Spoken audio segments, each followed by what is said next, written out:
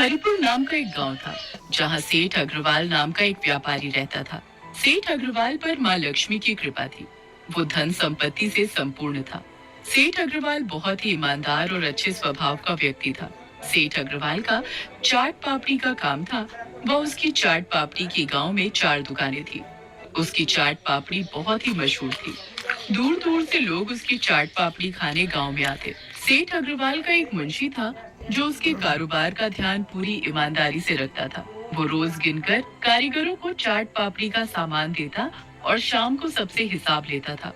सेठ अग्रवाल का कारोबार अच्छा चल रहा था, लेकिन कुछ दिनों से सेठ अग्रवाल के पास गांव से शिकायतें आने लगी कि उसकी चाट पापड़ी में काफी मिलावट हो रही है, जिससे गांव के लोगों की तबीयत खराब होने लगी थी।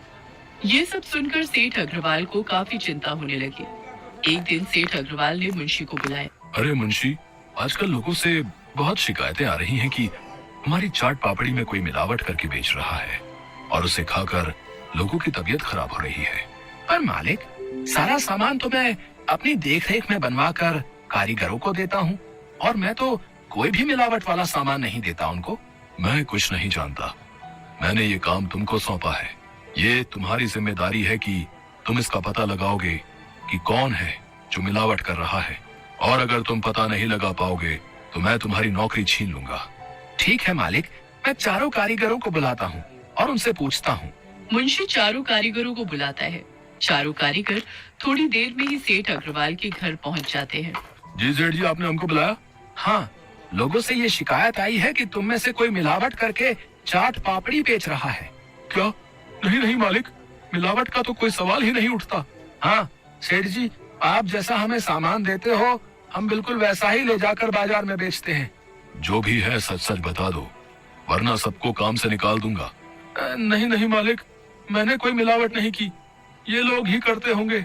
झूठा इल्जाम मत लगा मनोज, तू ही करता होगा मिलावट, हम नहीं करते। चारों कारीगर आपस में एक दूसरे पर दोष लगाने लगते हैं।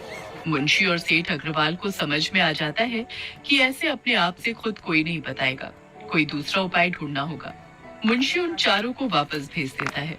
मालिक, ऐसे तो कोई बता नहीं रहा है। मुझे नहीं पता मुंशी, जल्द से जल्द पता लगाओ, वरना तुम्हारी नौकरी छीनूंगा मैं। मालिक, मेरे पास एक तरकीब है।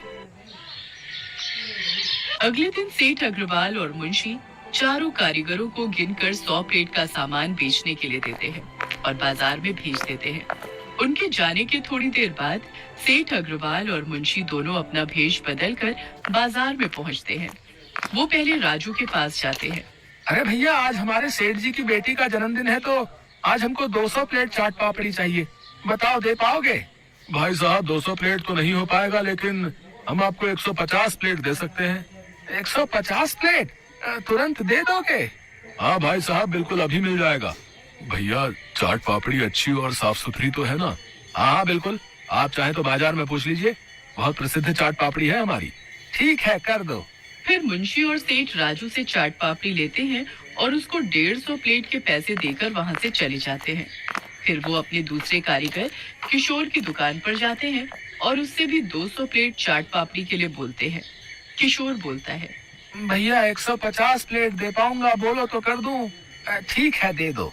फिर वो वहाँ भी 150 प्लेट के पैसे देते हैं और सामान लेकर वहाँ से अपने तीसरे कारीगर मनोज की दुकान पर जाते हैं। भैया, आज हमारे सेठ जी की बेटी का जन्मदिन है, तो आज हमको 200 प्लेट चाट पापड़ी चाहिए, बताओ दे पाओगे? अरे भैया, 200 क्या, 250 प्लेट भी मिल जाएगा। नहीं नहीं भाई साहब, 200 प्लेट ही दे दो आप। फिर वो वहाँ से भी चाट पापड़ी लेकर अपने आखिरी कारीगर मुरली के पास जाते हैं और उससे भी 200 प्लेट की मांग करते हैं।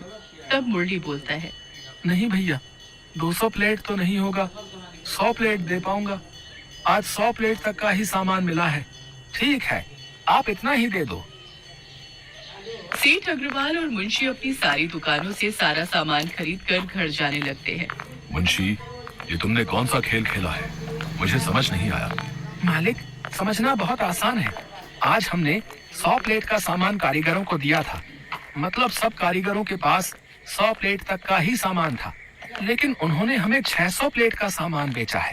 किसी ने 150 प्लेट हमको बेचा, तो किसी ने 200 प्लेट। मतलब जिसने 100 प्लेट से ज्यादा हमको बेचा उन सब ने मिलावट की है और सामान को अधिक बढ़ाया है, समझे? अरे वाह मुंशी, तुमने तो बड़ी आसानी से और सूझबूझ से पता लगा लिया कि कौन कितना मिलावट कर रहा है। अरे मालिक, अभी तो असली लालची कौन है ये तो घर जाकर पता चलेगा। फिर वो दोनों घर जाते हैं। उनके घर पहुंचते ही सारे कारीगर भी सेठ अग्रवाल को हिसाब देने पहुंच जाते हैं। मालिक, ये लीजिए आज के पैसे। ये मेरे पैसे आज के। मालिक, ये मेरे आज के पैसे। मालिक, ये लीजिए आज के पैसे। आज एक सेठ आया था कोई, उन्होंने एक साथ ही सारी चाट पापड़ी खरीद ली। ये तो 400 प्लेट के ही पैसे हैं। हाँ, तो आपने सबको 100 प्लेट का ही तो सामान दिया था। हाँ, लेकिन तुम लोगों ने 600 प्लेट बेचा है ना। 150 प्लेट राजू ने, 150 किशोर ने, और मनोज तुमने तो 200 प्लेट बेचे हैं। ज्यादा चौंको मत, हमने ही भेष बदल कर तुम सबसे सामान खरीदा था। तुम लोगों का झूठ पकड़ा गया है। तुम्हारे लालच की वजह से कितने लोगों की तबीयत खराब हुई है तुम लोगों को पता है। और उसके बाद तुम लोग पैसों में भी झूठ बोल रहे हो। बस एक ही इंसान है जिसने ईमानदारी से अपना काम किया है, वह है मुरली। धन्यवाद मालिक। मुरली, तुम आज से दुकान पर नहीं जाओगे, बल्कि सारी दुकानों की देखरेख करोगे। और तुम तीनों, तुमको तुम्हारे लालच की सजा पुलिस देगी। ये सुनते ही तीनों कारीगर अपनी गलती की माफी मांगने लगते हैं, पर सेठ उनकी एक नहीं सुनता। फिर मुंशी उन तीनों लालची कारीगरों को पुलिस के हवाले कर देता है, जिससे उनको उनके लालच का फल मिल जाता है और मुरली को उसकी ईमानदारी से खुश होकर उसका ओहदा बढ़ा दिया जाता है।